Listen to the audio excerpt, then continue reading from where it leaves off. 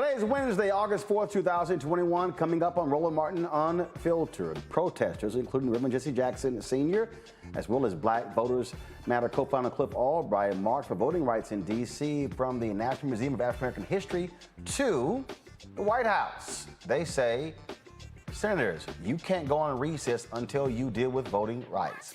Wisconsin Lieutenant Governor Mandela Barnes joins us to discuss his bid for the United States Senate.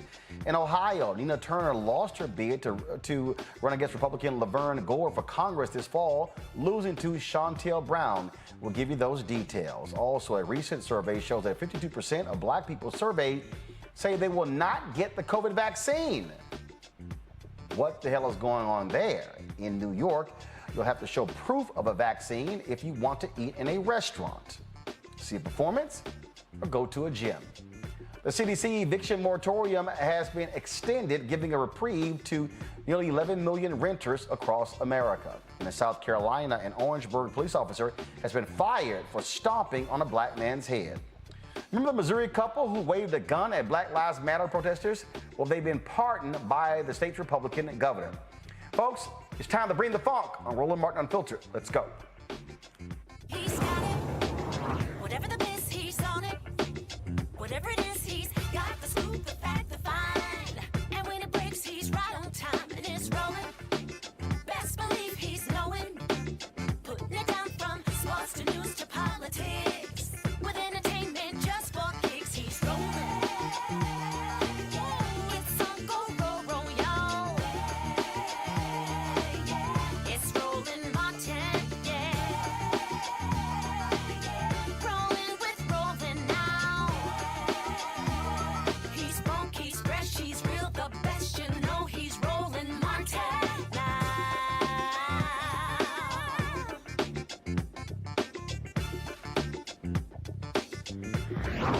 Martin. The pressure on President Joe Biden and the Senate Democrats continues today when a number of groups, including Black Voters Matter, 100 Black Men of America, and others, marched from the National Museum of African American History and Culture to the White House. The protesters included Reverend Jesse Jackson Sr. and Black Voters Matter co-founder Cliff Albright. Again, their focus is to tell Democrats the recess can wait. And they made it perfectly clear that they are not going to stop.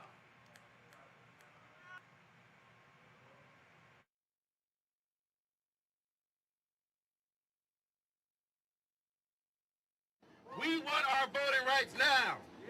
We need the For the People Act now. And we know that there's a bill that's been sitting in the Senate, it's been pending in the Senate, it's being blocked by the same Jim Crow filibuster that's been blocking civil rights for over 100 years, over 200 years in this country. We're not going to let that same filibuster stop us today. Can't stop, won't stop. We're going to get our voting rights. So we've been out here all week, for weeks, on actions. Direct actions. We've had people getting arrested for the past 4 weeks. We've had Congress people, members of the Congressional Black Caucus, who have gotten arrested for each of the past 4 weeks. Most of that action has been directed at the Senate, and for good reason. But guess what? We got a president that we helped put in office. And we gave that president power. And we gave that president a Congress so that he could push an agenda, including our voting rights. And so we don't just need to just target the Senate. We need President Biden to lean in, and we need him to pick a side. And that's the message that we're giving today. You can't worship voting rights and worship the filibuster. You can't do them both. You got to pick a side. And so that's the message that we're delivering to President Biden. Barbara Arnwine, who leads the Transforming Justice Coalition, and Texas Democratic Representative Jasmine Crockett also spoke to protesters. Asking these lawmakers to do is to have faith. That's right. Have faith in the Constitution that's supposed to protect each and every one of us. Not just the privileged, That's right. but everyone. I am so tired of people telling me, well, you just don't want people to have to produce an ID to vote. It's not just about voter ID. This bill is more than 40 pages long. In fact, it's almost 50 pages long. If you tell me that you need all those pages just to talk about voter ID, well, I got something to sell to you. But y'all get the point. I'm trying to tell you that this is Jim Crow. Right. And for those that say, oh, I don't see how it is, let me explain to you how close we were from flipping the House. In Texas, we needed 9 seats. We had 11 million votes that were cast. It was only 10 to 12,000 votes that kept us from flipping the House. What would that have meant? That meant that everybody wouldn't have been walking around with guns this session. That would have meant that they wouldn't have passed this stupid abortion bill. That would have meant that we wouldn't even be having to fight a voter restriction bill right now. That's right. That's right. Don't tell us that you're for the people. Don't tell us that you are for us when you can't be for the people. Act every day, every minute, every hour. We want to see this White House doing its job. President Biden, do your job. We have that message for you. Everybody, join me in reminding him that we are here to say one powerful thing. Pick your side. But pick the right side. Because you got to be against the filibuster if you're for the people. There is no other answer at this moment.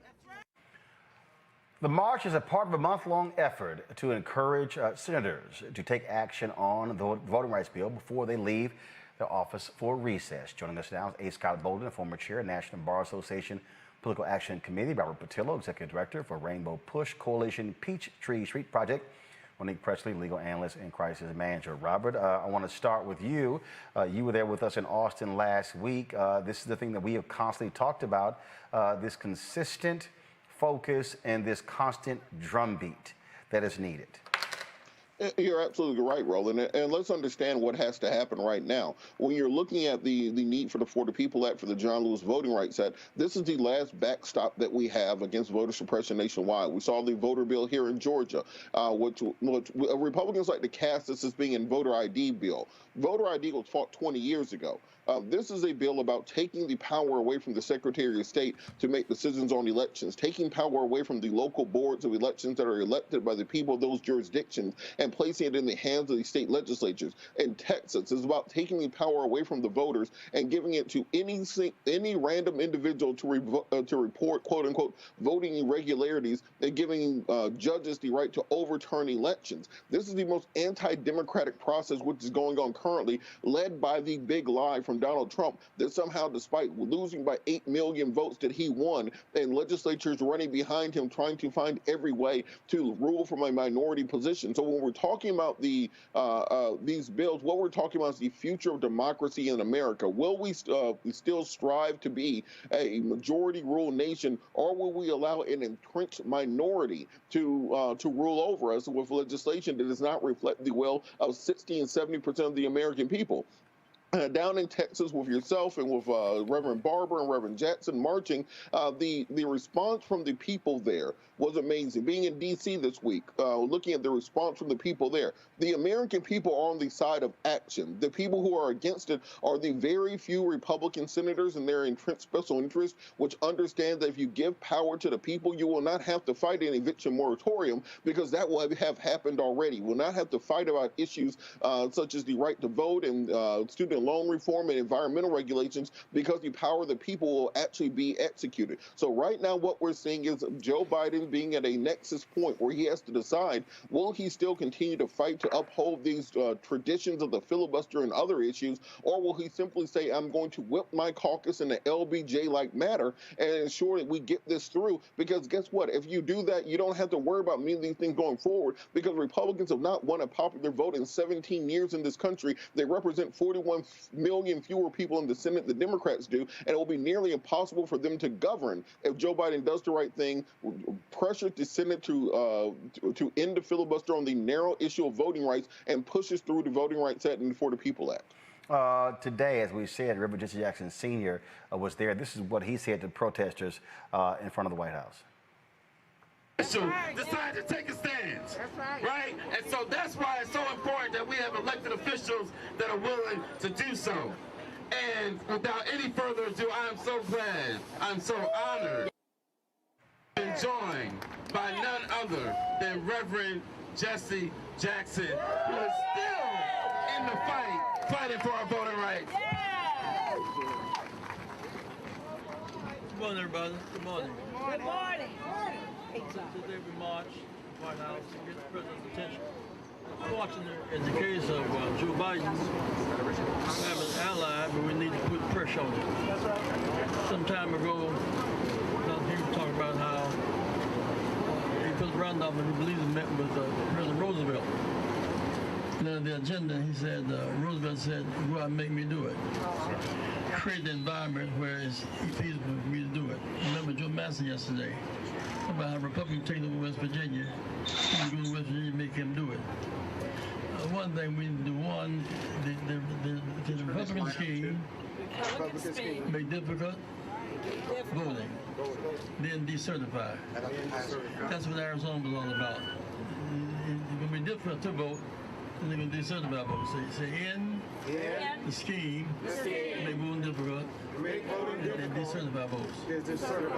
Must not let them decertify votes. Must not let them decertify our votes. Now, the good news is that those who are chairman today depend upon the success of our movement. That's right. See, if we win, democracy wins. Democracy wins. Democrats win. Democrats The win. nation wins. Nation If wins. we lose, Democrats lose. Democrats We lose. lose, democracy loses. Democracy We lose, we lose. America loses. America loses. So all the chairmen should be out here marching with us. That's right. Because they're chairman because of our work. When we made them chairman, right? So then I want to stand tall and make our case today in front of the White House. We've done it in Arizona 2 weeks ago. We did it in Washington, Austin, Texas. We're doing it here again today. So we're going to keep on marching. That's right. We'll keep marching. That's right. Yes. Justice done.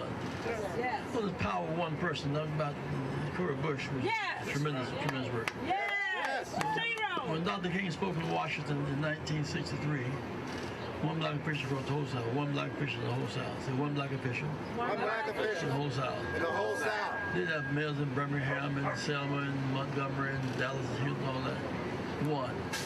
What Leroy Johnson did was, he the one got Ali back in the ring. Ali went to 55 cities and states trying to get him back in the ring. They wouldn't let him back in. One guy, Governor Maddox, Axel Maddox, a very racist guy, his son got in trouble. His case was, he made for his son was, every man deserves a second chance. Johnson supported that. He went to him and said, now, I'm afraid I need a second chance. Ali.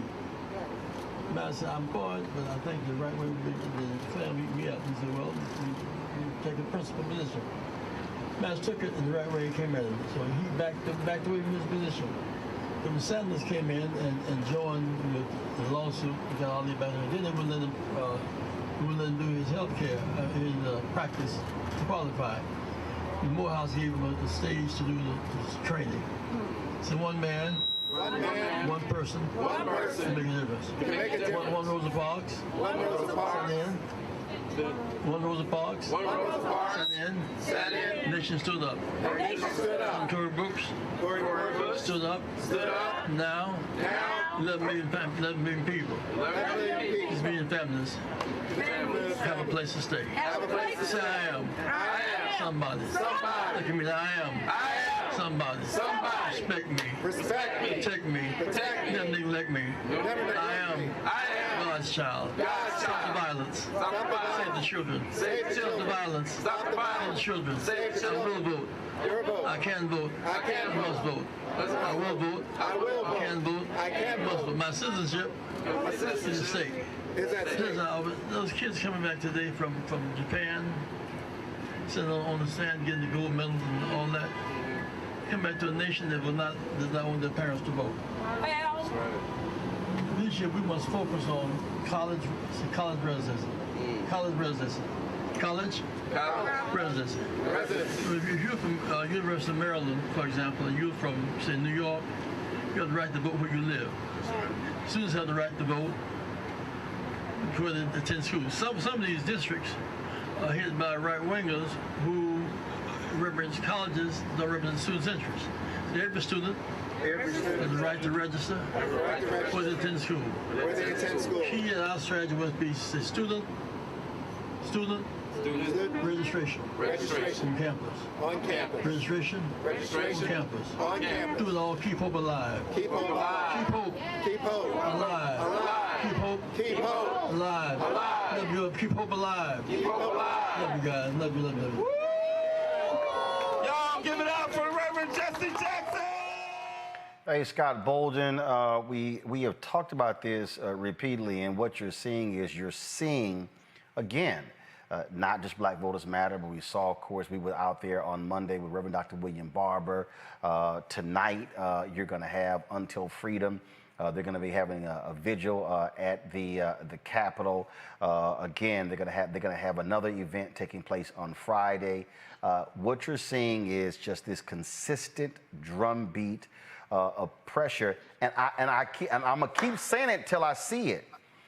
Where is HRC and all these LGBT groups? Exactly. Where is LULAC and La Raza and Vote Latino and the Latino Voter Project? Where are all of these Asian groups who were clamoring on Capitol Hill to pass the anti-hate law, which they did, but I don't see them. Where are the Asian lawmakers? Where are the Latino lawmakers? Where are the white progressive organizations? Where is Emily's List? Where is Americans Priorities Political Action Committee? Where in the hell are y'all? All I keep seeing, mostly black folks now, you do see a multiracial coalition with the Poor People's Campaign. They are there. I'm talking about all these other groups. Where they at? And if the shoe were on the other foot, they would be at our doorstep asking for our help. And we'd be willing to be there. But your questions are, where are they? And they are nowhere to be found. Congressmen, senators, too, that don't look like us, they're nowhere to be found. Now, why is this so important, Roland? This is a beautiful thing, because the base of the Democratic Party are black people. They cannot win without black people, yet here is a great example of them taking us for granted. They would not have Georgia, 2 senators from Georgia. Biden would not be in the White House if it weren't for black people. But the DNC and Biden and other Democrats, they were reluctant to believe that their base are black people. The reason they can't get the majority of white people to vote for them, because no matter how great the Democratic policies are, white people and white voters don't believe that they're voting, that the Democrats are talking to them when they talk about health care, when they talk about infrastructure. And why are we putting every ounce of energy, this White House included, in infrastructure as if that's going to bring along white folks and white voters to support the Voting Rights Act? It's not. Now, why is this so important? Because if you don't pass the Voting Rights Act bill, 1 or 2, whatever you call it, right, the Democrats are going to lose in 2022. The Democrats are going to lose in 2024 if you don't pass this now. And the Biden White House either doesn't believe it, or they're playing chicken with believing that somehow it's going to work itself out, or black people are going to go away. You don't pass the Voting Rights Act bill, you run the risk of black people not voting, becoming disillusioned, if you will, further disenfranchised, and not coming out to vote because they will say, why should I vote? Why should I make a difference for you when I need you to make a difference for me with the Voting Rights Act, and you failed us to the Biden White House? That's what's at risk right now. The Democratic Party, the future of the Democratic Party is at risk with this Voting Rights Act bill. And they are jacking it up in a way that is offensive compared to the black support from 2 years ago or 1 year ago during the presidential election. You know, the thing here, Monique, you know, we saw last week in Austin, thousands turn out. This is a crucial issue. These senators do plan to go on recess, and they use the hashtag today, the protest, recess can wait. Because it can. Listen, either they're with us or they're not. Either they're willing to go all the way to the mattresses, as you say, or they're not. I'm thankful for Until Freedom and all the other organizations that are coming together to try, at least on Friday, to say you don't get to go on break like this isn't happening to us. But everything that Scott said is true. And It is up to the Democratic Party to recognize that it's our own peril. It's our jeopardy. It's not the jeopardy of other groups. It's the jeopardy of our own elections, because this is disenfranchising the vote of Black people. And that means that we start losing at a time when the GOP, we know, is just full of amorality and greed and power grabbing to the point of just lacking all kind of sensible, reasonable, rational thought. So it's up to us, all of us, but we're lacking solutions. The people who matter the most are the ones who are being overlooked in this. You know, the thing here that I think is really important, Robert, is Black folks, we get it. I mean, we see, we know where this thing is heading. And I really do believe more and more of these, I'm sorry, what's the phrase they use? What's the phrase the civil rights folks are using now? What do they call themselves? They call themselves, y'all know, when they met with the White House, they call them, well, not traditional. What's the phrase they use? Y'all, it's gonna come to me. Give us an initial. No. Moderate. No. It was how they were distinguishing themselves from the newer groups. So they didn't want the older groups. They didn't want the newer groups in the meeting. Again, the phrase is, I'll remember it in a second. These folks are gonna have to challenge others to say, y'all got to get in the game. Again, I have yet to see a single white member of Congress arrested at the Senate Hart Building. Or even trying to get arrested. Mm-hmm. Well, and then Roland, even beyond that, let's look at our, besides this program, and you talk a lot about Black media. Yeah, I'm sorry. Yes, I'm sorry. Somebody on YouTube said, yes, the Legacy Civil Rights Organization. Oh, yeah. Let's just look at what is going on in progressive and left-leaning, quote-unquote, media right now. How many of them are talking about this issue of voting rights the way that we're talking about it on Black media right now? It is a secondary issue. They're talking about Cuomo. They're talking about Trump's tax returns. They're talking about everything under the sun other than what actually matters, because as Reverend Jackson always says, and right now the Rainbow Push Conference is going on. I tell people to go to rainbowpush.org. We have a week of programming going on. But what we're seeing is this is the right that is dispositive of all other rights. You don't have any other rights if you don't have the right to vote. And when I'm marching with Reverend Jackson, and people forget, even though he is 80 years old, he's still 6'4", and he is fast. And he is running, and he is walking through states across the country getting arrested, and we can't get our white allies to even stand up and make a stand and make a statement on it. I think it's ridiculous. So a couple points that have to be made. We are going to have to start pressuring these Democratic senators at home, because we need a 50-vote unanimous consensus on ending the filibuster. And then we need the White House to pressure to say that this is exactly what we need to do. And then number two, we need to make sure that this is the number one agenda item before anybody goes home, and let them know that if they do not do so, they will be primaried, just like Donald Trump threatens to primary anybody who does not stand up for his MAGA agenda. And what we've seen is the moderates of the Republican Party have gone away because Donald Trump has pressured them out. We're going to have to do the same thing on the Democratic side of the aisle when it comes to voting rights. The thing here, first of all, Scott and Monique, this march you're seeing right now, God's going to bring it up. This is actually the first one that went to the White House. See, I mean, they've all been focused on the Senate, and I've long said, you also got to get Biden's attention, because the White House has held numerous infrastructure meetings. There is not, first of all, let's be real clear, Scott. As of today, President Biden still has not met with the Democrats from Texas who fled the state. I'm trying to figure out what in the hell he waiting on. He waiting on that infrastructure bill because he wants bipartisan support. And that's complete bullshit, right? These people, you heard today, they're talking about Biden. Choose the side, choose the right side, our friend Barbara Arwine. And so you've got to take it to Biden directly, too. You can't stay at the inauguration. You got to take it right to him and make this president do what you want him to do just because he agrees with you. You remember the story from the 30s when Roy Wilkins went to FDR and fought for Negro housing and education and civil and voting rights. And what did FDR tell him? He said, I agree with you on all fronts. Now go out there and make me do it.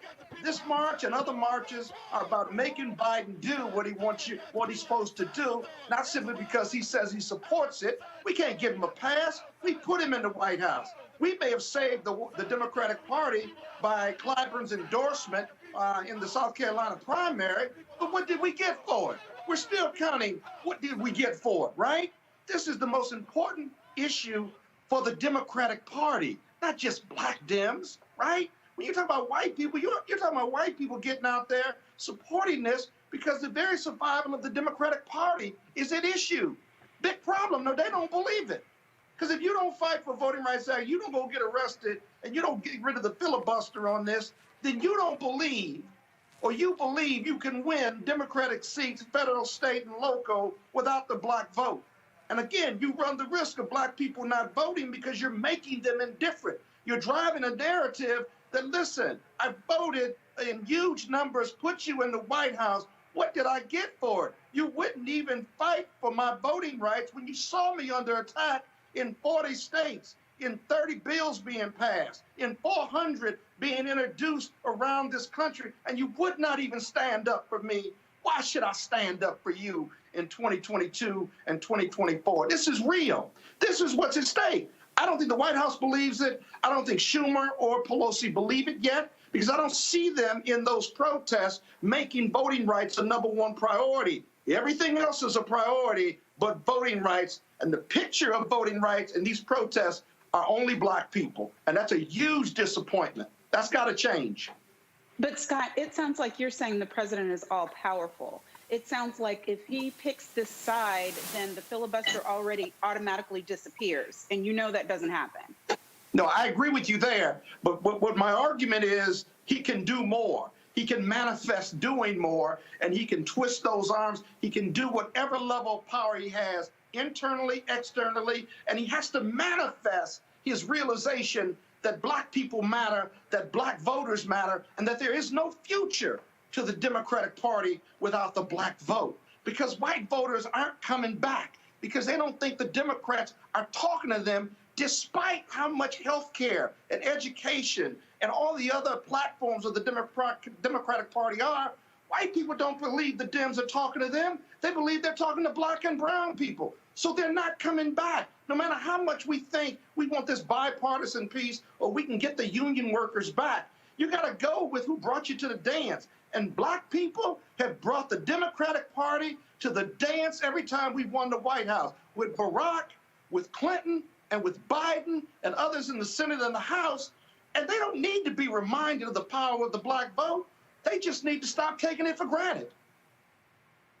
And Scott, I think it's not about the Biden or the president being all powerful, but let's just go back 4 years, for example. President Trump, for some reason, had this seemingly all power when it came to getting things done. If he wanted money for the border wall just showed up out of nowhere. If he said he wanted to do an immigration ban against Muslims, they would say, you can't do it. All of a sudden, it just happens to get done somehow. So I think what progressives want to see is that you have a president who will stand up and stick their neck out and fight the same way that President Trump fought for racism. We want to see President Biden fighting against racism. Not saying that these are the things that I can't do. I want to see Joe Biden on the picket line. I want to see Joe Biden out here holding the rallies the same way President Trump would be. Send out your stormtroopers the same way. Make it known that if this goes down, it goes down because of Manchin and Sinema, not because you did not put the work in to get it done. And I think unless they're willing and able to do that, you're going to lose an entire generation of voters. There are a bunch of black folks out here right now who have been saying the whole time, why y'all wasting your time voting? Why we keep telling people to get out here and vote? They ain't gonna give you nothing anyway. Why even waste your time doing it? Don't prove those people right. And that's where we're at right now if you do not have Democratic leadership standing up and buying into it. Folks, when we talk about the impact of voting today, Wisconsin election officials have removed 205,000 people from voting rolls, a number of them who had not voted in 4 years. There are people, of course, who are complaining about that. Wisconsin was one of those critical battleground states in 2020 that President Joe Biden won, taking it back after Donald Trump won it in 2016. One of the folks who is seeking re-election, although he says he may not run, is Senator Ron Johnson. He has been one of the loudest Donald Trump supporters. He's been one of the folks who said it was a walk in the park on January 6th, and it's been unbelievable, the crap that's been coming out of his mouth. Now, Wisconsin's first black lieutenant governor says he is looking to be the first black from Wisconsin to serve in the United States Senate. Lieutenant Governor Mandela Barnes joins us right now. Glad to have you here back on the show, Lieutenant Governor Barnes. Hey, really happy to be here. I like how you added the J part. That's very rare. Well, you know, it's your government name, so we'll go ahead and use that.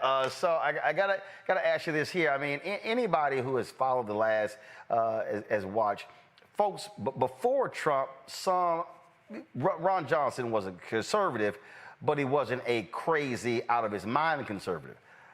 The last 4 years, if you talk about somebody who has sort of like going to white domestic terror camp, somebody who has come out and does this unbelievable excuses that he is making for these terrorists who tried to tear apart the Capitol on January 6th.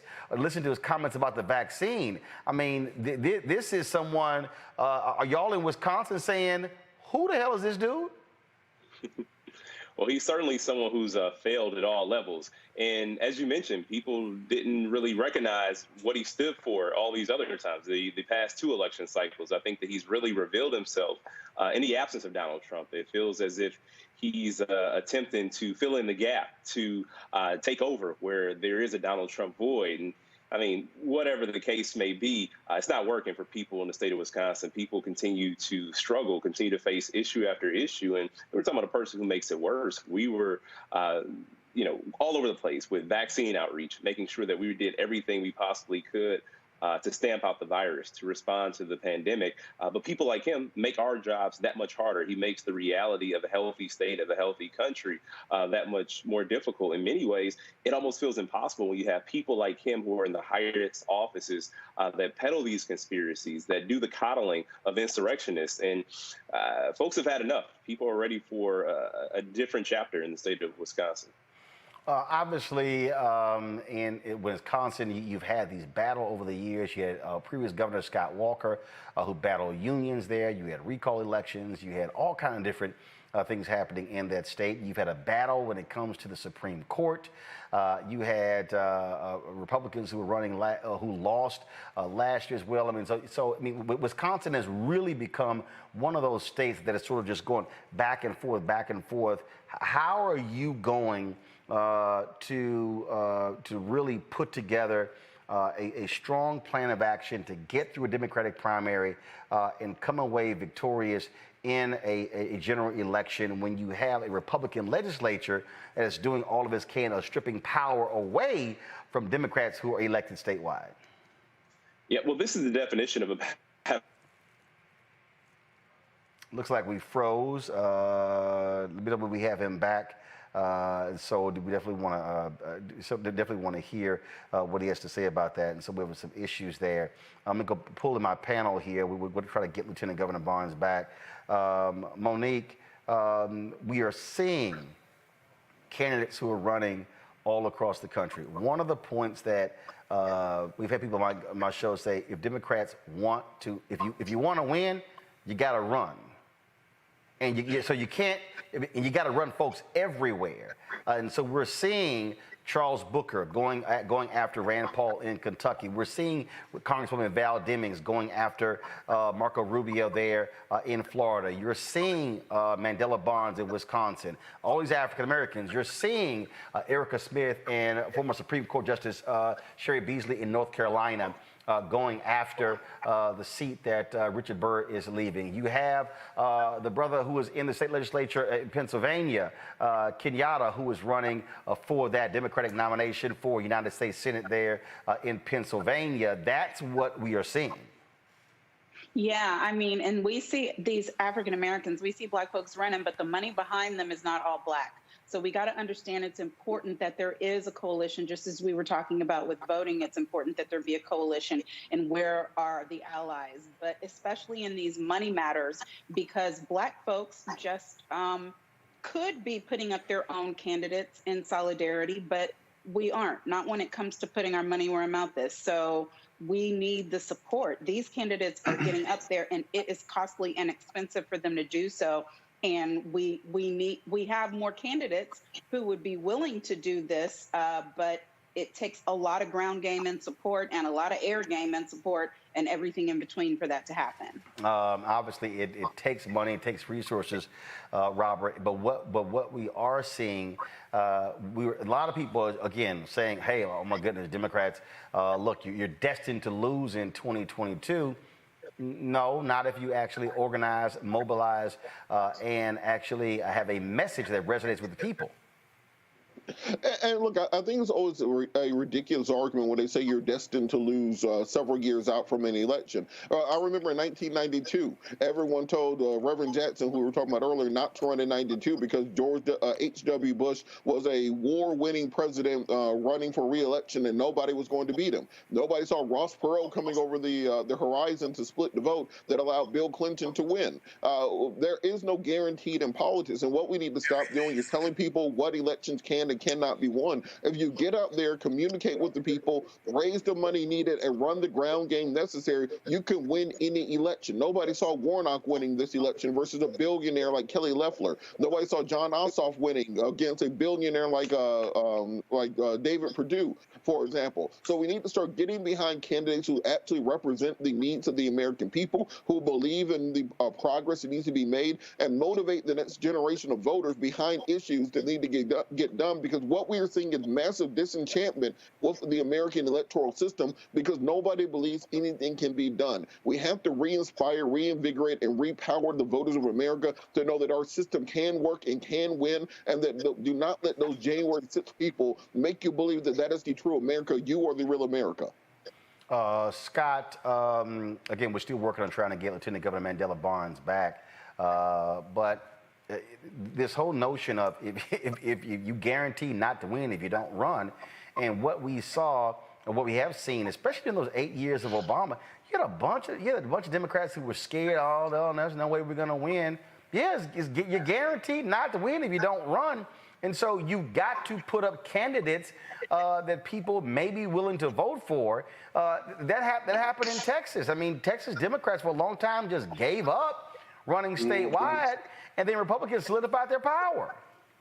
Yeah, you got to have some heart to get out there to run for office. But again, it's the big fundamentals. I don't care what state you're in, right? The big fundamentals are you got to run on the right platform, have the right issues. For the Democrats, it's the infrastructure deal. It's a child tax credit deal. It's greater health care with less money. And that's a benefit to those Democratic voters. Maybe you pull some other voters over because of that and you make them understand. But you also need money for messaging and to get the vote out. And the DNC has $100 million more or less to engage or rather invest in these races. They need to be smart about it, right? Sure, there's going to be a lot of dark money and a lot of special interest money coming into the race. But when you're in South Carolina and you're in Wisconsin, states that Trump won in the South, the red states, for example, right?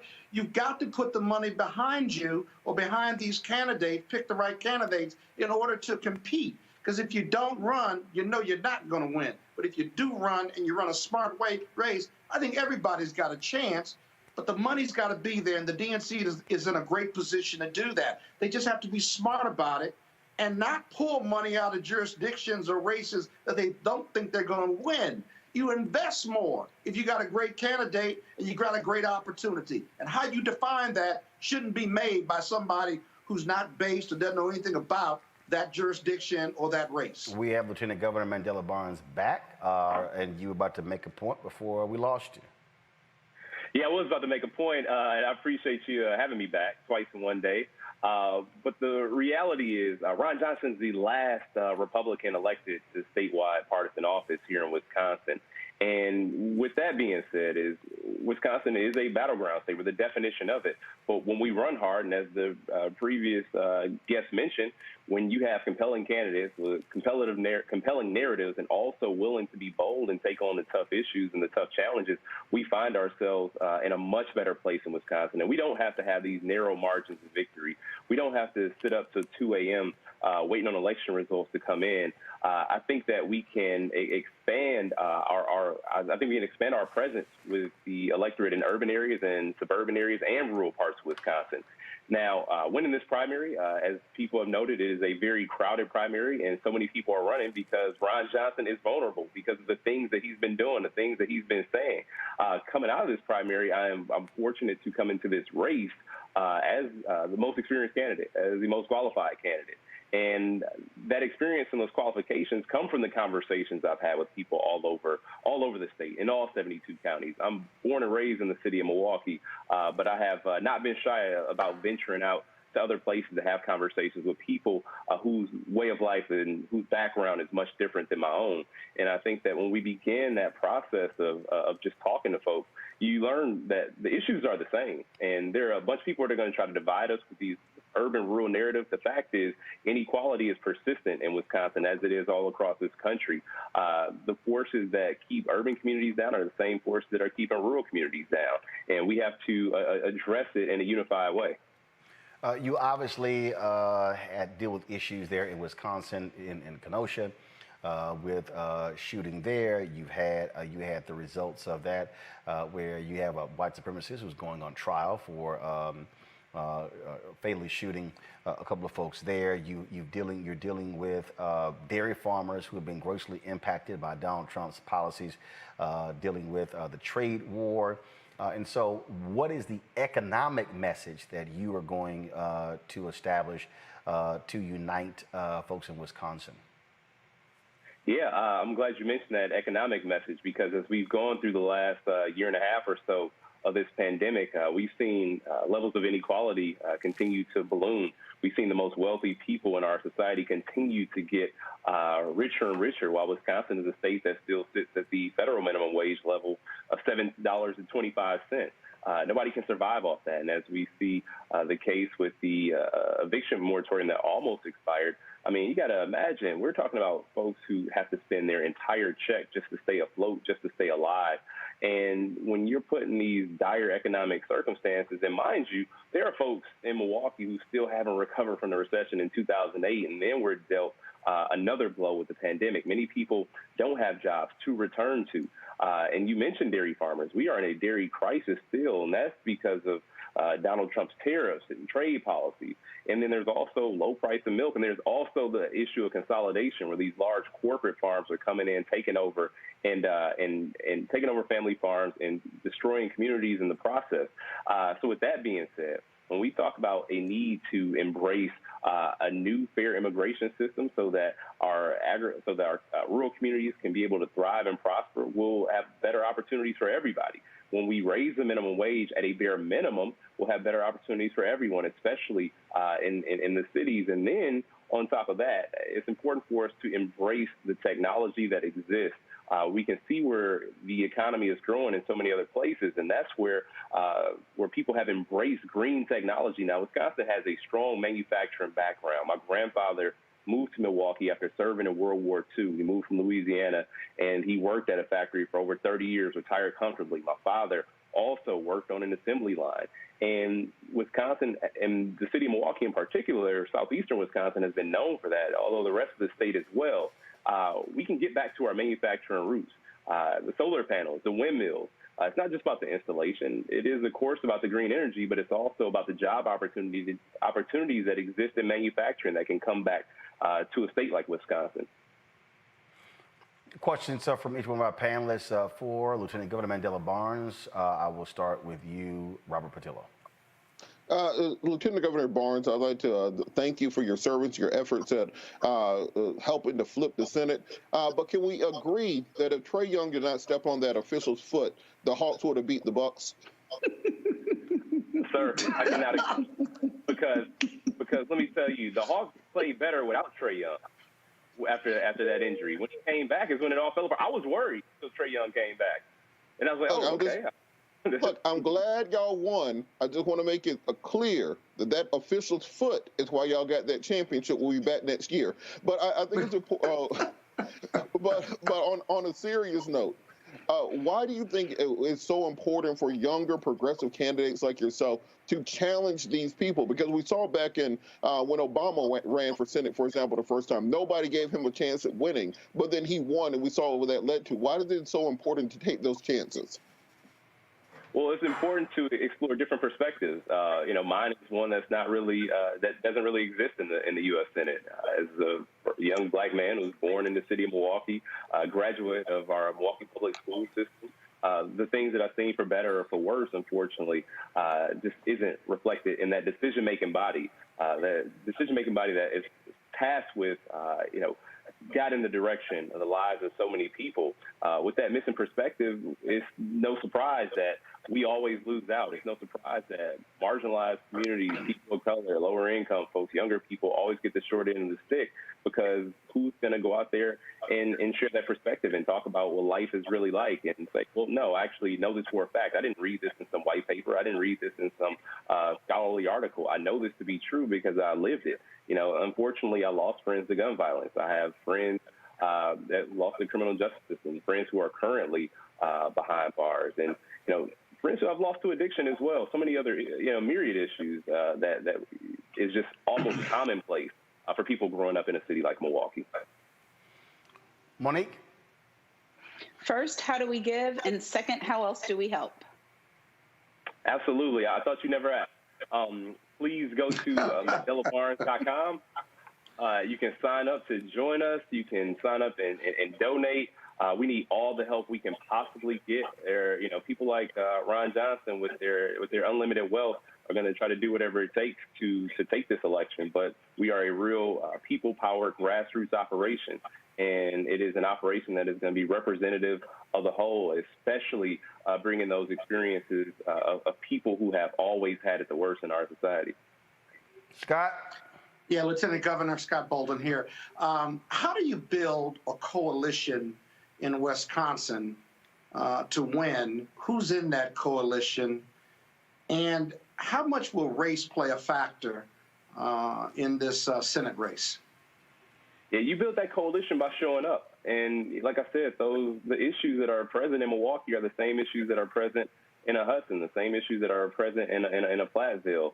And we have to just think about the challenges we deal with. If you look at cities and the issues we have around healthcare access, and those are the same problems that exist in rural communities. And you have these farms, and I talked about the dairy crisis. I talked about low price milk. I also talked about trade policy that is caused almost irreparable harm to many of our farming operations. The fact is, healthcare is another issue. That is a determining factor whether the next generation is going to stay on the farm, having that access to healthcare. So when we have conversations about universal healthcare, that impacts everybody in the state. And like I said before, I've had a chance to travel to every county to have these conversations with people. I'm not just making it up along the way. And that's actually what informed my decision to run, being able to show up in these places, being able to speak with health providers, being able to speak with small business owners, being able to speak with education professionals about what the challenges are and how we meet those needs. And my coalition is going to be a very broad, diverse coalition. And it may sound ambitious, may sound bold, but it will be the largest coalition that this state has ever seen. It will include people right from my hometown, city of Milwaukee, but it'll also include many people in our farming communities, union members, teachers, students, young people, our immigrant communities, everybody who has had to suffer because of the rules being against them, the deck being stacked against them. This is quite literally about changing the game. This campaign is about making sure everybody realizes their most full potential and that they do have a place in our society. They do have a place in this government and the decision making. How's race going to play a factor in Wisconsin? Hey man, it is what it is. Race was a factor in my run for lieutenant governor. The former lieutenant governor, just out of the blue, accused me of kneeling one day during an anthem at the state fair of all places, where there's like easily as if I was the only person there, just as if I just casually just go around kneeling anytime I hear the national anthem or something. It was so ridiculous. But the fact is, it wasn't about whether it was true or not. It was about reminding people, like, oh, well, look at this guy, he's in the race. Look at me. So it'll happen. I come to expect it.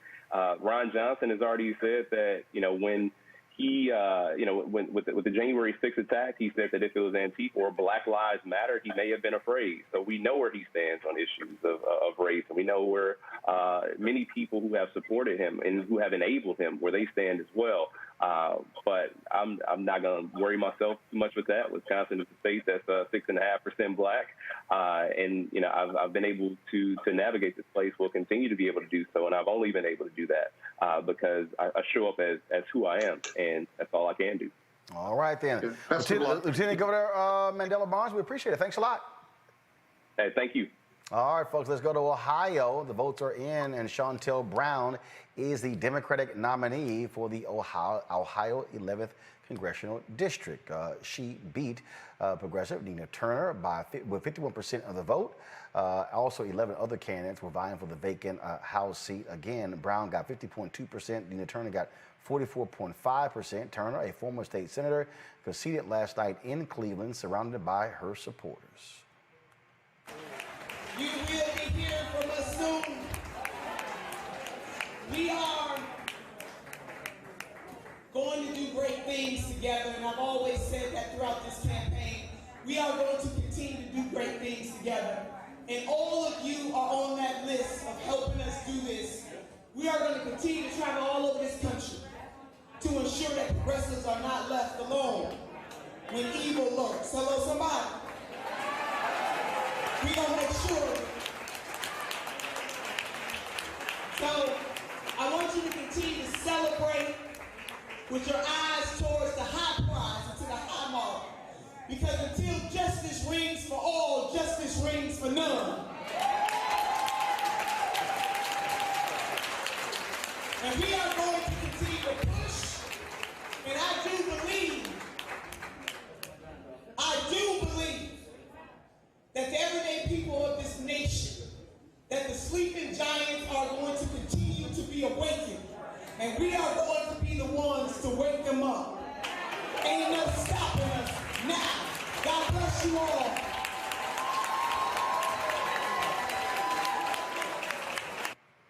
Of course, Turner, a national candidate, raised a lot of money, but you also had Brown, viewed as the more moderate campaign, garnering support of Hillary Clinton. CBC members Benny Thompson, House Majority Whip Jim Clyburn, CBC Chair Joyce Beatty, and others. Now, Turner also had CBC members supporting her. Now, after learning of her victory, the former Cuyahoga County Democratic Party chair almost choked up, thanking her supporters. It does not seem like an adequate enough word to really express how much I appreciate this journey. And it has been quite a journey. It has been quite a journey, but it is one that I will never, ever, ever forget or take for granted. As I look around and see all of this support, so many friends, this would not be possible without everyone who is here. So I thank you from the bottom of my heart, from the depth of my soul, all of the elected officials who stood solidly with me before any of the national attention came to this race. All of the ministers and clergy members and faith-based leaders who stood solidly with me before any of this attention came to this race. To the union folks who stood solidly with me before any of this attention came. To the business community and the business leaders who stood solidly with me before any attention came to this race. To the activist community and the community leaders who stood solidly with me before any of this attention came to this race. I thank you. I thank you. I thank you sincerely. Thank you, thank you, thank you, thank you, thank you. To God be the glory. To God be the glory. To God be the glory. To God be the glory.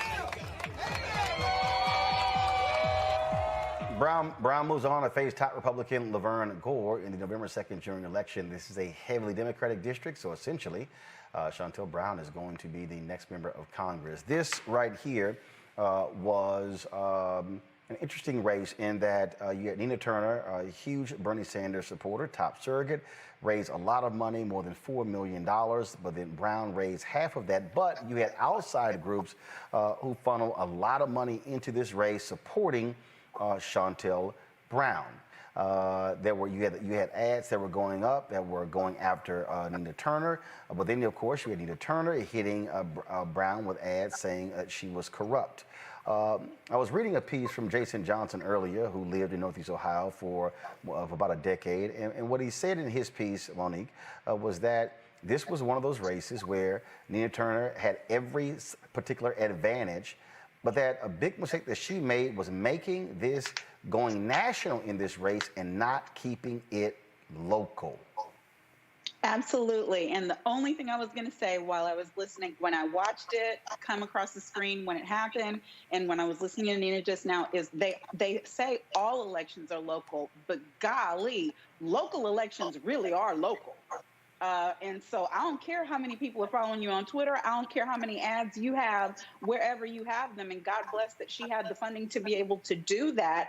But this was about, and you can see what happened. I mean, you heard the speeches. You can see where the support really was and what the ground game looked like and the way that the vote turned over. And so it is what it is. And this isn't the end of the road for either of those sisters. So just because it didn't happen for Nina this time, whose politics I frankly have never agreed with for the past 3 years, 4 years, 5 years, she's been in the national spotlight, but I was still rooting for some Black woman to get in this seat, and I'm happy that happened. Robert, a lot of Nina Turner's past comments, ripping President Joe Biden, ripping other Democrats, were used against her. She's been extremely vocal against corporate Democrats, and those were attack ads that were already laid down. Also, to the point, what Jason laid out, that was a forum they had there where she brought in Killer Mike, and he was highly critical of Congressman Jim Clyburn, saying that he was stupid and that he did not extract more out of President Joe Biden for his endorsement, and all we got was a Juneteenth holiday. There were folks who slammed Turner for basically agreeing with that. That unleashed the CBC, Clyburn and others to come into that district, and so this quickly became this sort of establishment versus progressive, but Turner's actually establishment. Brown is local, so you had all of these things going back and forth. Your thoughts on how this race played out? A race that, again, 2 months ago, polling had Nina Turner at 50%. Had Chantel Brown at 15%. Brown, some said that if Turner was going to win, she was going to win by 5 to 7 points. It was Brown who won by 7 points. And in fact, Robert, she had a 21-point advantage in mail-in ballots in early voting. Well, Roland, one thing that I love about running local campaigns is it all comes down to ground game. I saw those polls that had Nina Turner up 35 points a few months ago, and I disregarded them, disregard almost all polls in local elections, because when it comes down to it, you have to organize at the church basement level. You have to organize at the student council level. You have to organize at the PTA meeting level. Congressional campaigns are won at HOA meetings and at summer barbecues and fish fries, those sorts of things. And at the end of the day, this election came down to 4,000 votes. Think about that in a congressional race. When we're talking about the composition of the House of Representatives, 4,000 people make that decision. This is why we're fighting for voting rights on the national level. This is why we're fighting for the People Act. And what I do think is that often when you have national figures, they campaign nationally. And when you have local figures, they know that local touch. They know that that person who is the head of the HOA who can bring together people in somebody's living room that can get you 50 or 100 votes in one given area. And that cannot be done through radio and television ads. That cannot be done through mailers. That cannot be done in any other way than actually being there with those people, talking to them on an individual level, and beating the pavement, walking and holding your shoes, so to say, in order to win that election. So I think you had two great and righteous sisters who are coming at an issue from different perspectives, one from further to the left, one from to the center, both generally working in the same direction. I'm glad that one of them is going to be in Congress. And I think what's the most important is just seeing where this goes going forward, because I often do think that the Bernie wing of the party gets a little bit ahead of themselves and leaves the people behind. They have so many insular conversations that only involve people who agree with them. They forget some of the kitchen table issues that affect regular voters, potholes, what we're going to do about reopening schools, those sorts of things. They get into some of these high-minded conversations. So maybe this will bring some of that wing of the party back down to earth and understand you have to talk to people where they're at, not just simply where you think they need to go. Scott, I disagree with people who say the progressives lost. Look, there have been other races where progressives won.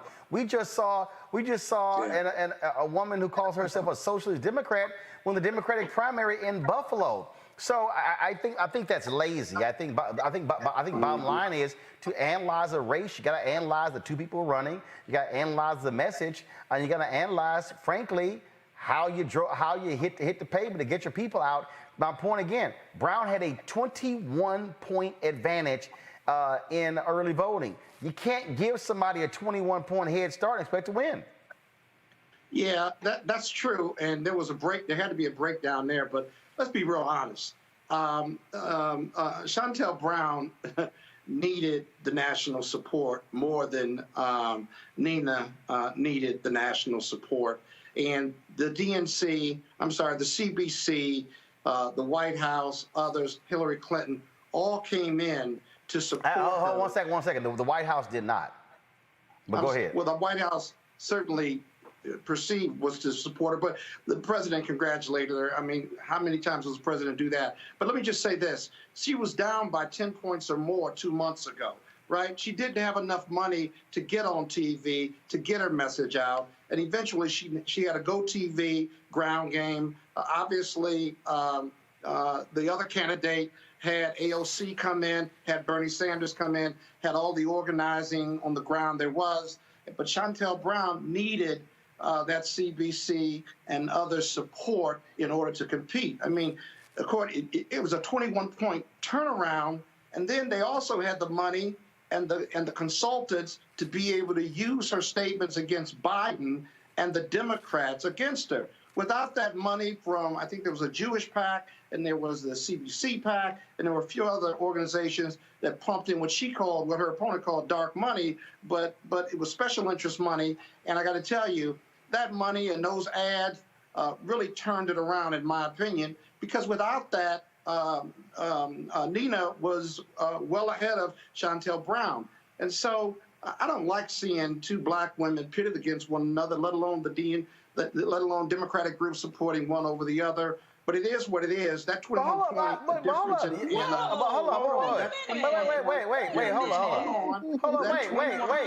Wait, Scott, in most of these congressional races, she couldn't have won. Scott, most of these congressional races, you got black people who run against each other. Yeah, I know. I just don't think I don't think the CBC or others ought to be weighing in on those type of local races where they're bringing a lot of money to the table, and you turn this race around. So wait a minute, hold up.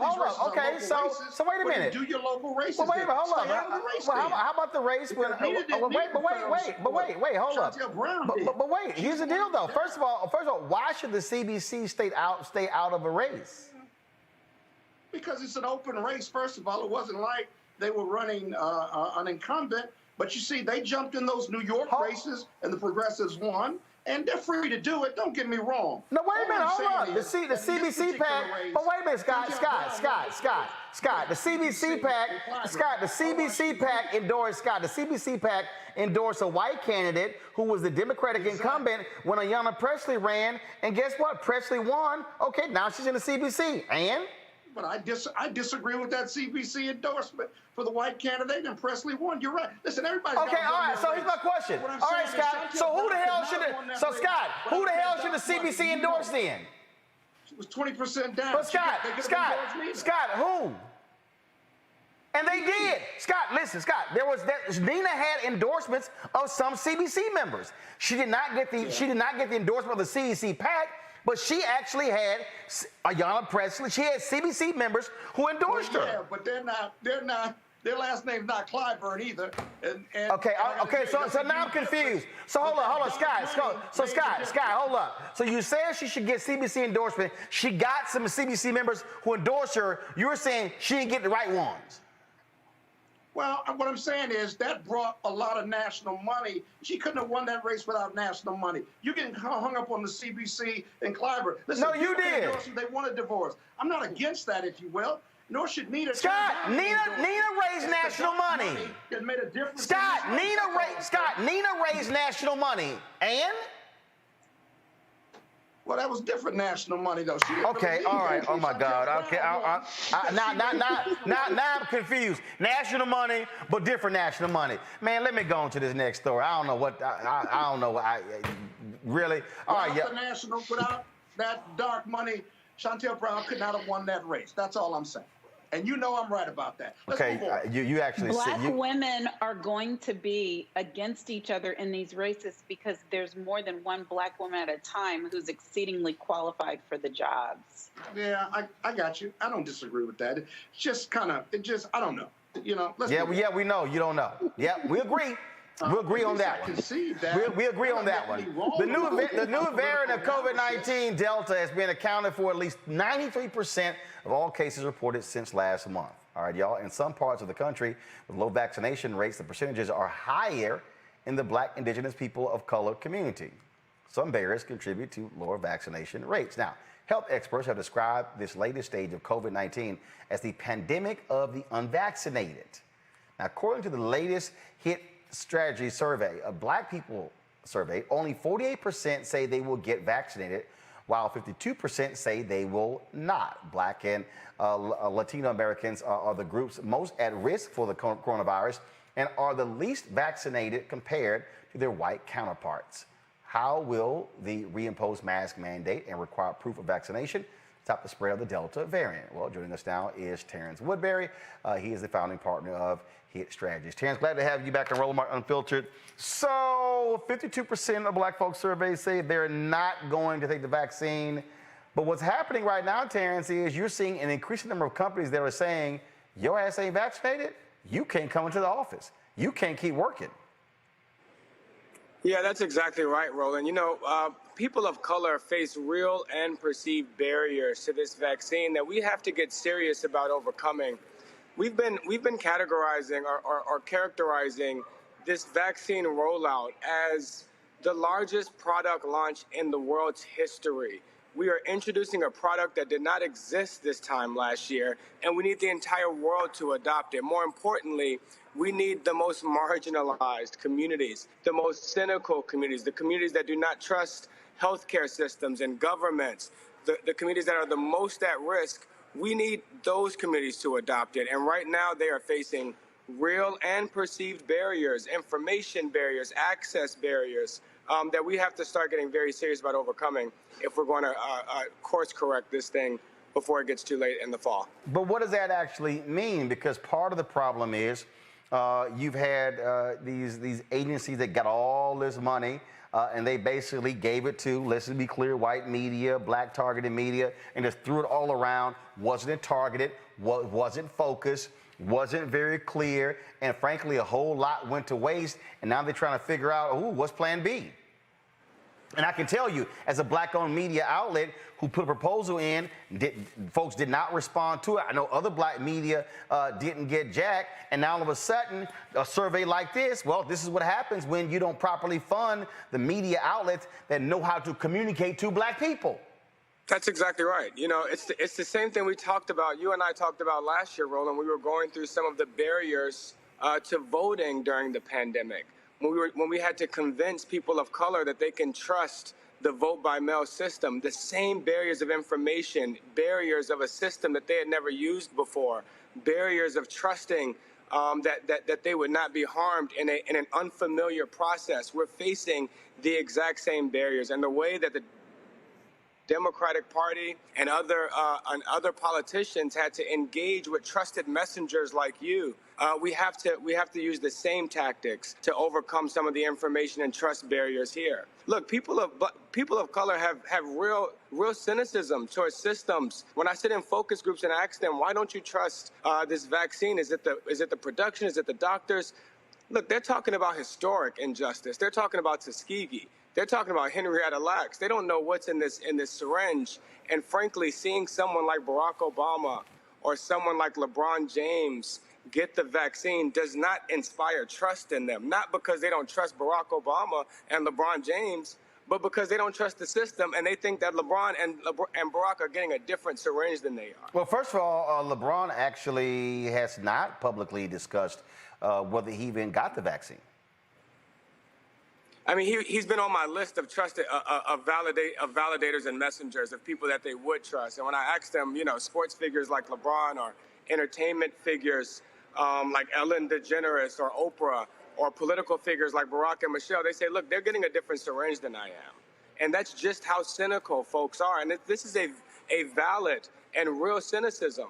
And so we do need to engage trusted messengers, black doctors, black healthcare providers, black media, black education institutions, black religious institutions, trusted validators that can really talk to the community and start to provide the information that they need. Well, here's the question: Is the White House and the COVID task force are they paying attention to this? Is the CDC? Is the Department of Health and Human Services? Are any of these people? Because I can tell you, we've had absolutely no luck with this, and I ain't got no problem saying this here. I got no problem saying this.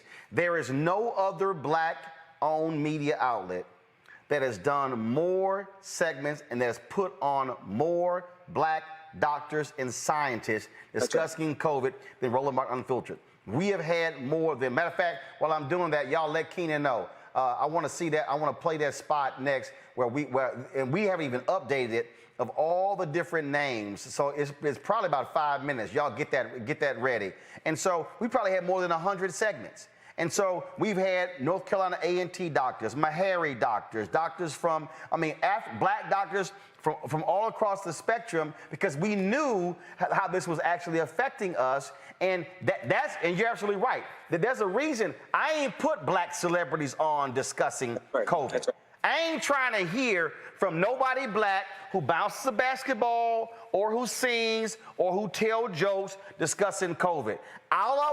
What we putting on are black doctors, black scientists, black ER doctors, the National Medical Association. That's what we've been doing. And I'll tell you another, along with black medical providers, scientists, and professionals, another very validating messenger here are local members of the community. It's the black school teacher and the black bus driver and the black post office worker. Terrence, we put a proposal together. Texas was trying to figure out how in the hell to spend $20 million targeting black people. We literally put together a program. We did the same thing for Maryland, didn't even get a call back. Maryland, we saw a story in the newspaper where in Maryland, they had dudes riding around with speakers on the back of the truck talking about get vaccinated. We said to them, hey, align us with folks giving shots. Tell us we got 500 shots. We will broadcast our show from that location and tell folks this is where we are and talk to real people who are actually getting tested.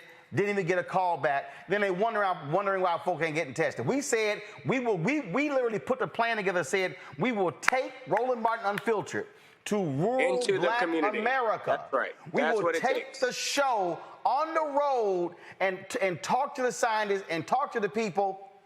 No call back. And let me tell you why that's so important, Roland. And I hope the folks that you submitted that proposal to are listening here. Because the reason that proposal, that program that you've proposed is so important is because what black folks really need is not just someone to tell them information.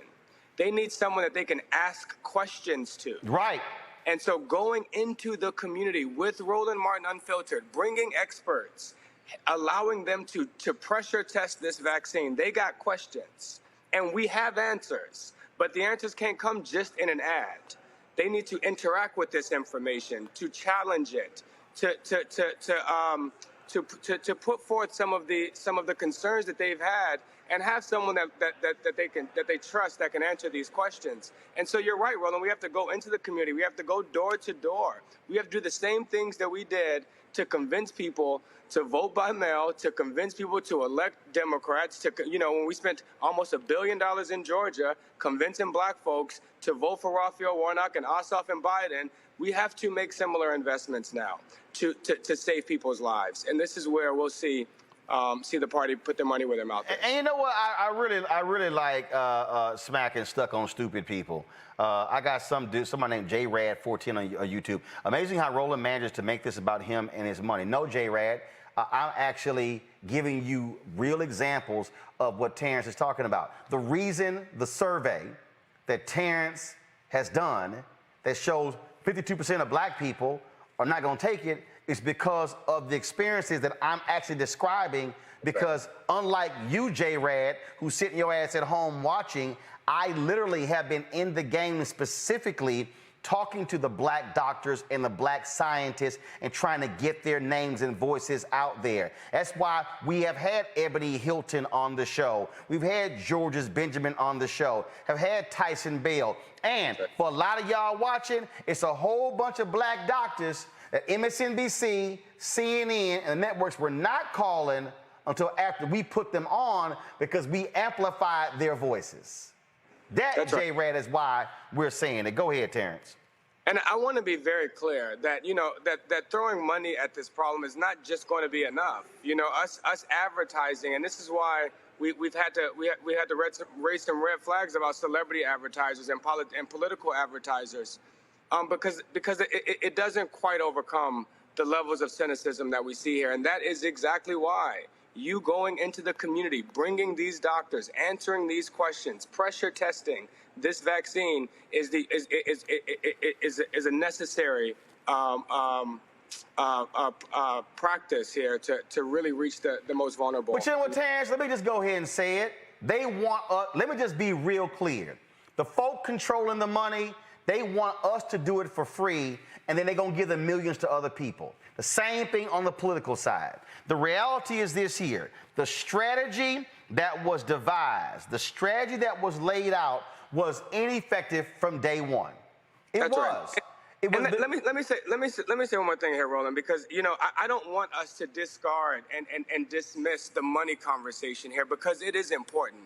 What is happening during COVID-19, not just the economic fallout and not just the recovery ever since, but the actual distribution of what I started this interview by calling the biggest product launch in the world's history. What is happening right now is a redistribution of wealth. It is happening. And so the money conversation of how this vaccine gets distributed is important.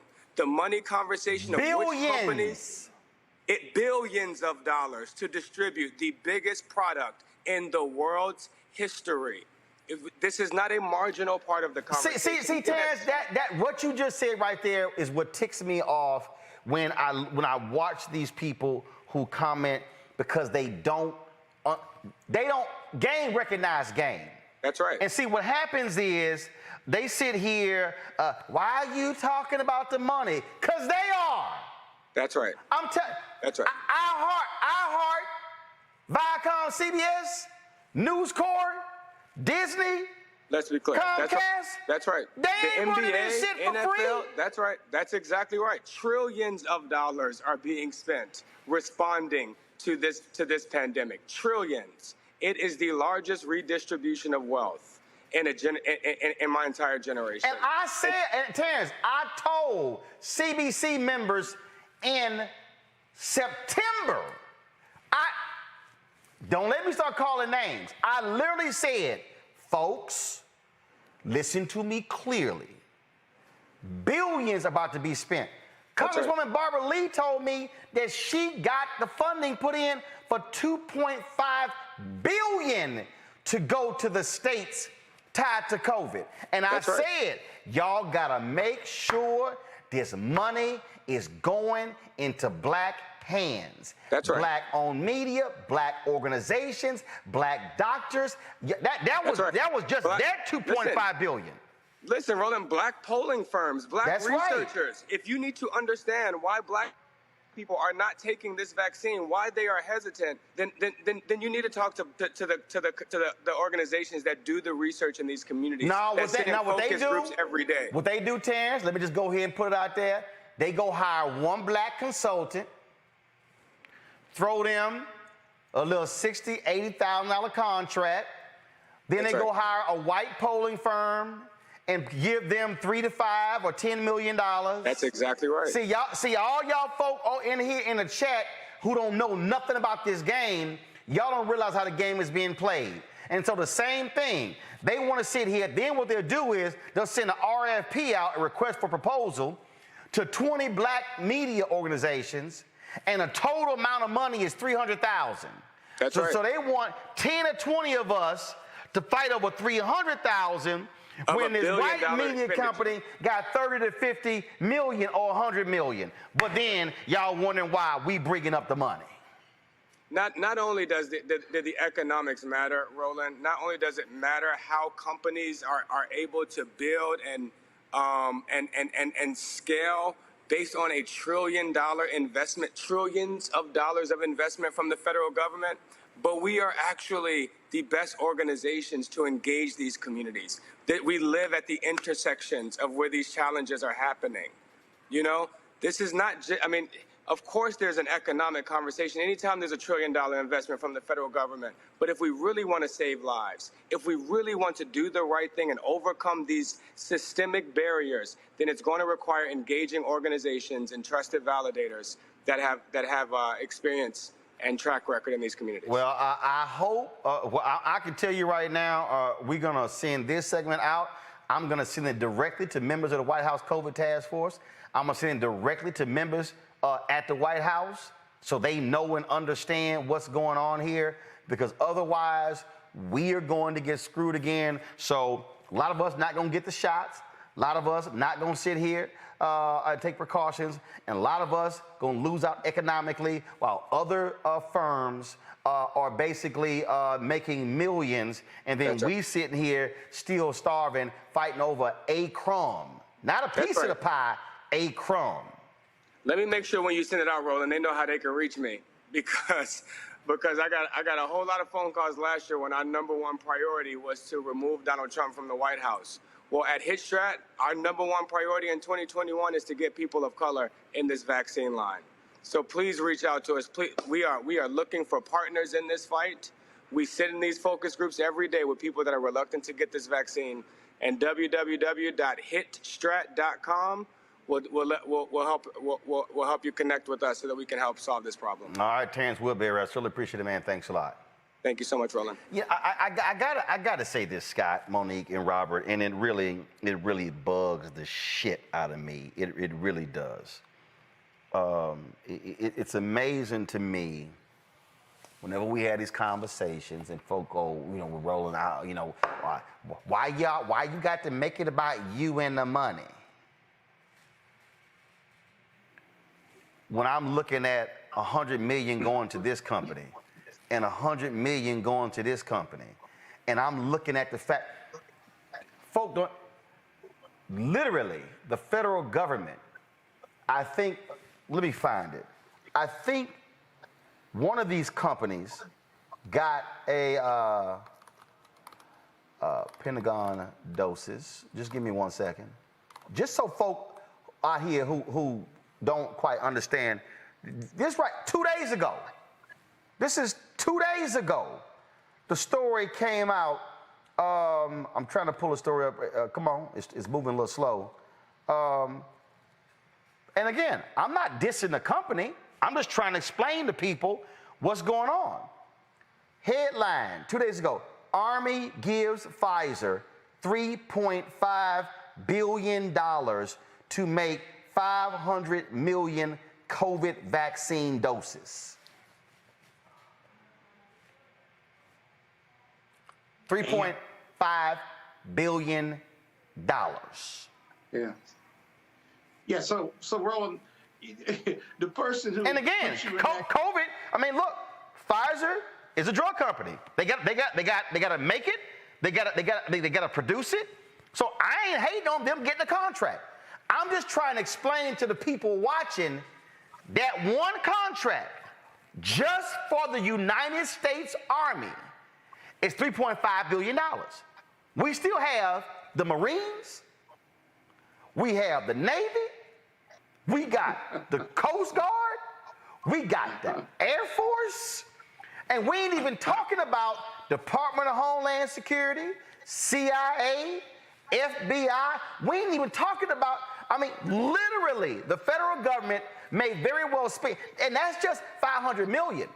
Let's not talk about if we got to have vaccines for the next decade. We now talking about 30, 40, 50, $100 billion.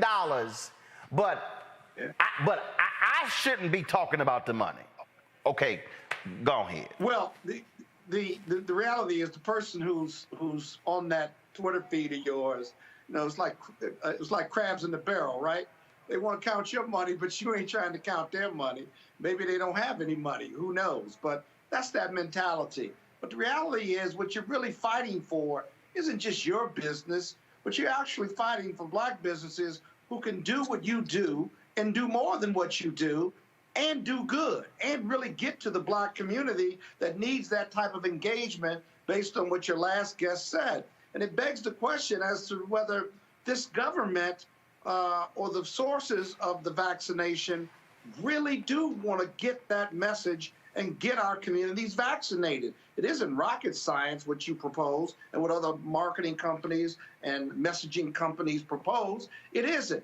You know we need that engagement. We know we have some historical issues with vaccination. And, you know, like every other group, we got some ignorant people who just say, it's my choice and I'm not doing it. But you got to actively engage them. And so that's really the bad part or the downside to what you're talking about is that people are suffering and black and brown people are going to continue to suffer if the federal government doesn't give more to black businesses or black marketing companies or media companies to do that good.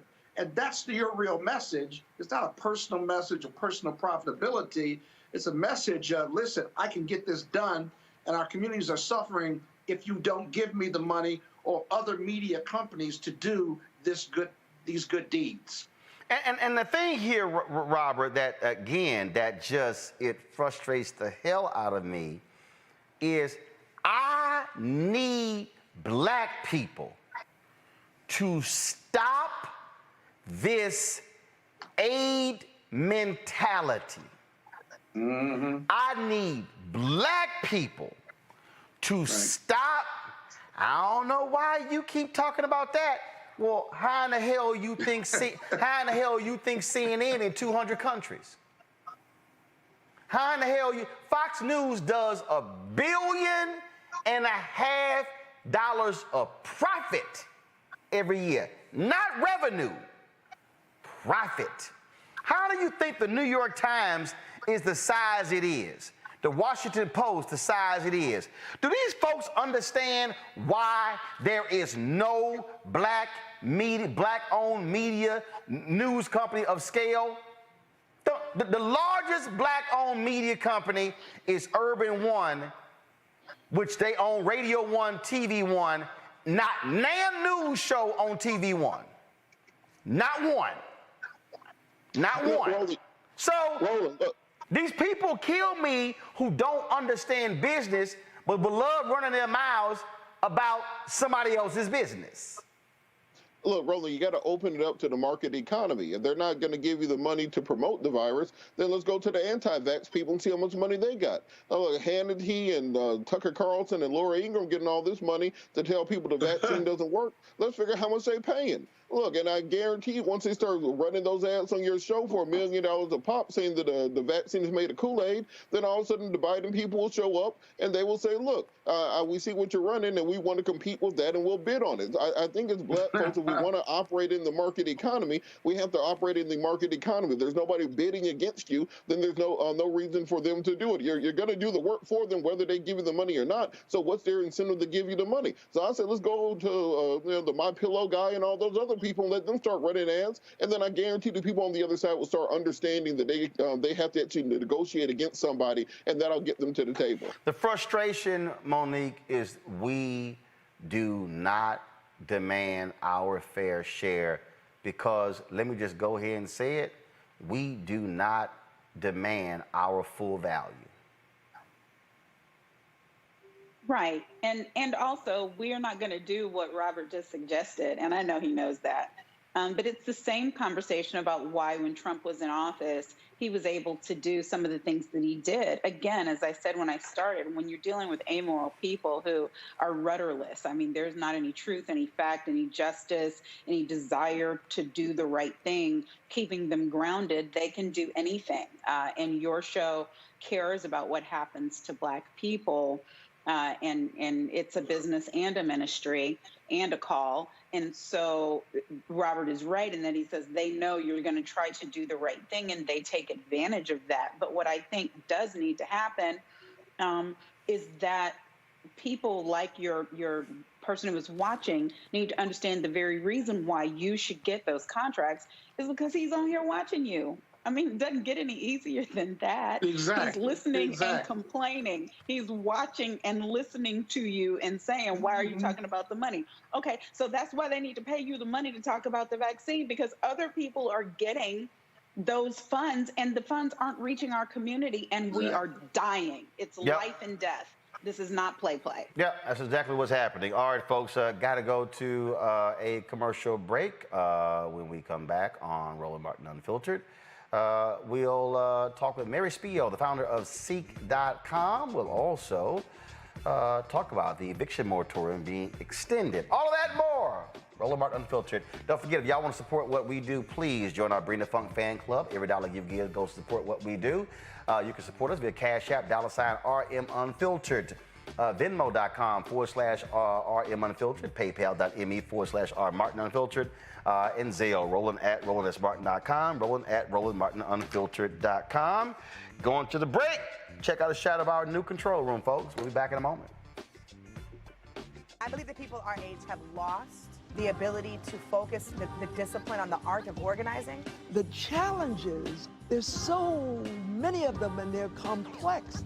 And we need to be moving to address them. But I'm able to say, watch out, Tiffany. I know this road. That is so freaking dope.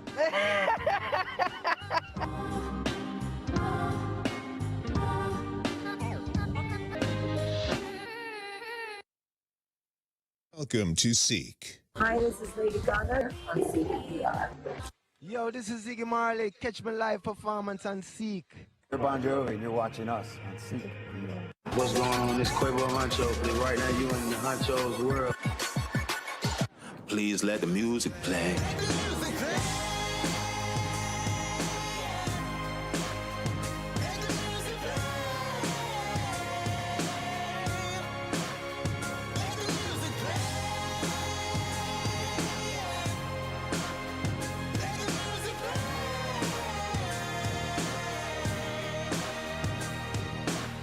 I need the keys. I need the strings. I need the bass. Floyd's death hopefully put another nail in the coffin of racism. You talk about awakening America. It led to a historic summer of protest. I hope our younger generation don't ever forget that nonviolence is soul force. Priceless.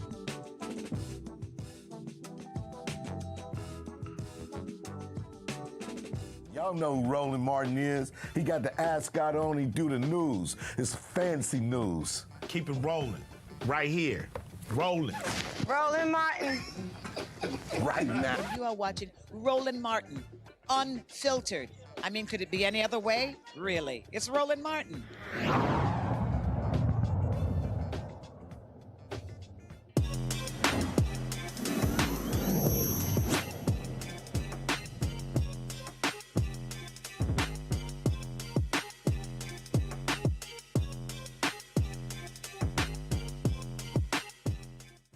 All right, folks, time for our Tech Talk segment sponsored by Seek.com. Have you ever heard of metaverse? You may not be familiar with the term, but my next guest is an expert on it and even pitched the idea to Facebook's Mark Zuckerberg. Joining us right now is Mary Spio, founder and CEO of Seek Virtual Reality. So explain this metaverse thing. Mary, for those folks who have no idea what it is? Don't have your audio. You're on mute. So basically, hi, Roland. How you doing? Good. Good to be on the show. So basically, the metaverse is the next evolution of the internet. So it will be where through virtual reality, augmented reality, you'd be able to walk into somebody's space. So I'll be able to walk into your studio, for example, and sit in there virtually while I, listen to the news, while I listen and interact with you. And that's basically what the metaverse is. Okay, right now, I'm probably like a bunch of other people. I have no idea what the hell that even means. Okay, so when you say walk into the space, okay, so let's just say right now, we're live. You're a guest on the show. So how will somebody be able to come into the space while we're live? Explain that. So the way they would be able to come into the space is one of two ways. One, they'll be able to put on a VR headset. So a VR headset, such as what I have here, they'll be able to put that on. And then once they put that on, instead of going into your website or instead of watching you on Facebook, they would actually, through the VR headset, be able to be in the same space with you. Or through an augmented reality device, they'll be able to be in the same space with you. Wow. Okay. So I'm sitting here and I'm trying to attach the Seek VR headset. So you're saying, that with this VR headset, their phone will be placed in here.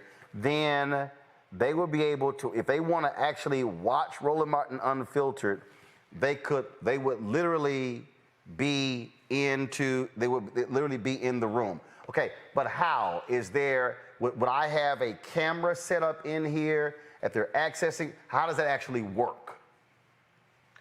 So the way it works is, one, you would download an app such as Seek. So with the Seek app, you would then plug your camera, like with your live stream, you would connect your live stream to the app. And so when the user comes in, they know that they're going to the Roland Martin show. So I just type it in the same way that I'll go online and type your website in. Once they type the Roland Martin show into the app, it will then take them directly to your show in VR. Okay, so that means that anything that we're doing in the studio, they would be able to see? They'll be able to see everything, 360. There'll be everything. Why would I want that to happen? Because you want to get them closer. And what you don't want them to see, you could also cover. So for example, if you're just only giving them a 180 degree, then they'll be able to see 180. But you can imagine for concerts, for classrooms, for sports games, you want to be right there in the middle of it. That's why, the metaverse is so important, because it gets fans closer and closer to their favorite artists, to their favorite, sports and games and stuff like that. Okay, so movies. So how soon is this going to happen? How soon will this be online, be active? So I mean, it's live now. So for example, when you go into Seek, you're able to go on a Safari. If I just want to listen to my Pandora inside of a Safari, I can teleport inside of a Safari, such as what you're looking at. All you got to do is download the Seek app. You get the Seek VR headset, and you're inside of the venue. So it doesn't really matter where you are. I could be in New York, and put my headset on, and all of a sudden I'm teleported to a Safari somewhere, and I can experience all these different worlds, which is basically where everything is going. And this is today. This is live. This is on the app today. This is not something that's coming. This is on the app today, and it's just going to get better and better. So we talk about okay. So right now, if I go on Seek, I can see a Safari. Now, is that already preloaded video? Because what we're talking about is literally live. What's actually like right now. Yeah, so you could get live streams on there. We have events that have happened that you can still relive, right? So concerts, we've done stuff like with Ziggy Marley, and the list goes on. So you can go inside of those concerts and be sitting right across from Ziggy Marley, Stephen Marley while he's playing, and you're right there. And or it could also be just a live event where I'm in here with you right now. I think that, with the metaverse is going to give a whole new, look to not just concerts, but even you could see with classrooms, with dating, with everything. You're going to be right across from somebody else, but virtually. Okay, so I would have to, okay, so we're talking about, okay, so this is the VR headset. Okay, so somebody asked on the phone, somebody asked on YouTube. And so basically what you're saying is, again, let me test this thing out. So what you're saying is it would be something you would download right to your phone, and then you would drop this phone right into the Seek VR headset, and then it would take you to what's happening in here, and then we would I need somebody to come get my bag out of my office. It's in my backpack.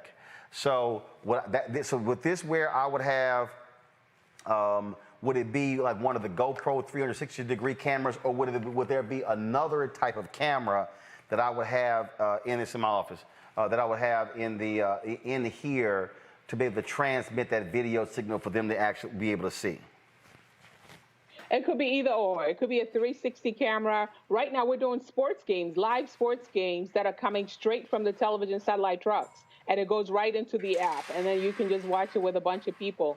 So you can use the GoPros, you can use the cameras that you're using now, or you can use a 360 camera, which is even more immersive. Okay. All right. Because the thing with the GoPro, let me see if it's in here. Part of the issue is not in here. It's that black bag that's on my desk. Part of the issue, because first of all, the reason I think this is interesting is because for the people who are watching. So let's say when we broadcast from that's it. When we were in Austin for the March for Democracy. So you had a couple of feeds. You had the one feed where we were live streaming, and it was just our cameras that were on the stage. So what you're saying is, so let's say, okay, this is the GoPro Hero 7, this is the GoPro Hero Max, which I think this won't work because this does not allow for video out, which is quite frustrating. I'm like, why in the hell did y'all make it? And so what you're saying is, so if we had this GoPro Hero 7, if we had this hooked up, and this is not 360 degree, but it's just 180. So then that way we could have had this there, and so someone would have been able to access that site, and it would have been as if, and they could have been able to turn this way and see all the people who were there, and should have been able to be in the crowd. Exactly. Interesting. So it's like as if they're there. Okay, I'm going to go to my panel with some questions. I know right now Scott Bolden is absolutely, positively, completely confused by all of this. So I'm not going to start with him. I'm going to start with Monique, who... ain't that something? Monique's not there? Well, first of all, is Monique there or is she not there? Why don't you think I'm confused just like Scott? Okay, first of all, Monique, we know you confused, but you're probably a little slightly less confused than Scott. But considering his absolute fascination with guns, I know Robert probably is the most astute on this, especially with his green screen. So Robert, you get the first question to you get the first question to Mary about the metaverse. Look, Scott, no, I got a 24 by 75 by 75 scope just came, and also the night vision camera. So I'll show you that next time I see you. You got to get the night vision on the long distance scope also. So, the question is, for people like me who don't like people, what can technology like this do to make sure I don't have to be around a lot of people indefinitely going forward as we come out of COVID? Because with the virtual immersion, what will that do for businesses and networking as more and more conferences get canceled and go virtual? How will this help to incorporate into that sphere? That's exactly it. So for people that don't like people, you could go into your own space and not even worry about seeing anybody. You can be in a space where you just turn off, the rest of the crowd, and you can be in there just enjoying, whether it's a concert, a movie, and now people are buying real estate too. People are buying virtual real estate where they're buying some of these homes, these virtual homes that they can go into, and just have different experiences. And for conferences, as you can imagine, now you don't have to worry about traveling. You can just be inside of the space for classrooms, and for a lot of businesses, where people are tired of just Zoom and they want to be able to have that interaction. They're able to go into the physical space where you're going to see, and we're already talking to a lot of different brands. For a shoe brand, for example, that wants to be able to build their store online. So I can go in there and try on my shoes. I can go in there, and you can do all this virtually. And then once you're done, you just, click on pay, and you're able to buy whatever you're looking at virtually that you've tried on virtually, and then it ships to you. Scott, I know you're still confused, but what's your question? No, I'm not, because I understand metadata and I understand the concept. No, this is called metaverse. I understand that, and I said that. Roland, you know what? In any event, how far away are we? I understand what the product is, and it's an awesome product, especially given how isolated we are with COVID-19. How far are we away from when you put that same system on, and while you're there, you can produce an image of yourself and see yourself there sitting down at the concert. See an image of you sitting down at the piano with a R&B superstar. You follow me? So you trying to have a Scott Bolden hologram sitting next to John Legend at the concert? Exactly. That's possible. I bet you that's possible. Yes. Mary, go ahead and answer his little question. That was a big question. It is possible. Yeah, that's a great question. So we do have avatars to where you can create yourself. We're still working on, the look of the avatars every day. Believe it or not, when I started, working in VR, there was nothing that existed in terms of having the ability to reproduce black skin, for example. So we've had to create everything from scratch. Yep, because basically everything that existed, all these different models, were not built for us. So we've been focused over the last few years of having the ability to reproduce, these holograms that are very photorealistic. So your hologram will look exactly like you, and you would be able to walk around, see yourself in the environment, take a picture with John Legend, play the piano with him if that experience is available. But that's very, very possible. We're working on it. It's still early stages in terms of what the avatars look like, but you're able to do that. And we continue to work to improve them so it becomes, more and more accurate. Okay, that Monique? That would certainly be hot. That's hot. Okay.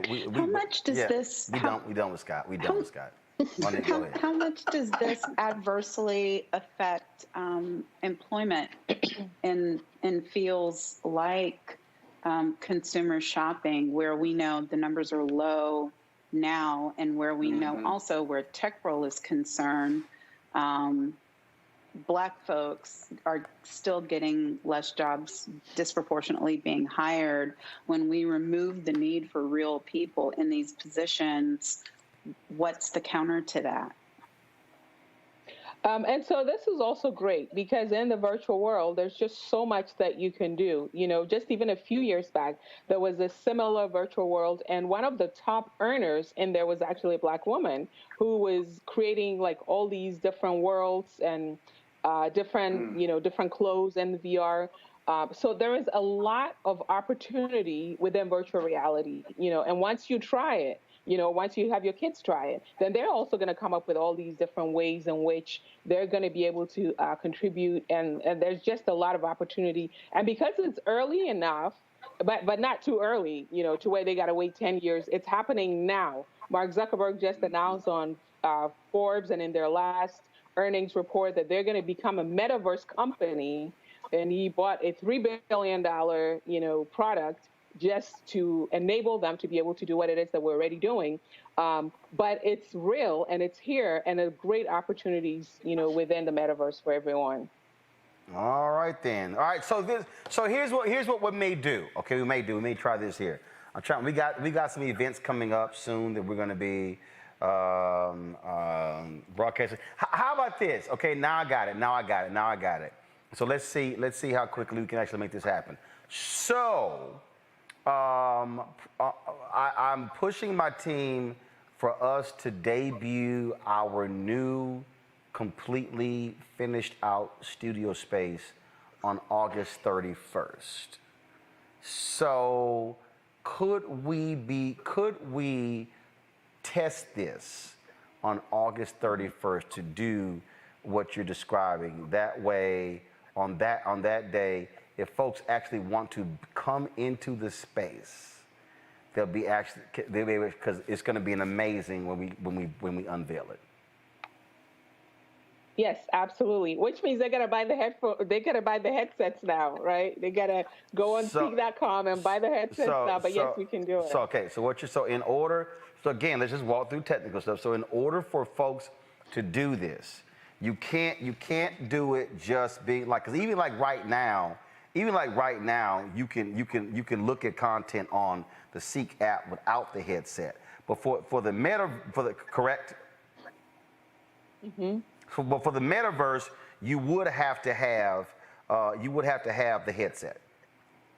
Yes, for the metaverse, you have to have the headset, because to be fully immersed into it, like you go into a whole different world. So they're going to be in the studio with you. In order to do that, then they have to buy the headset. Got it. Okay, got it. All right. So now, yeah, that could be real interesting if we actually shot for that. It's very interesting to try that. So we'll see that. Mayor Spio, we appreciate it. Thanks for breaking us down. Trust me, I can guarantee you Scott Bolden is still, as we speak, quite confused by all of this.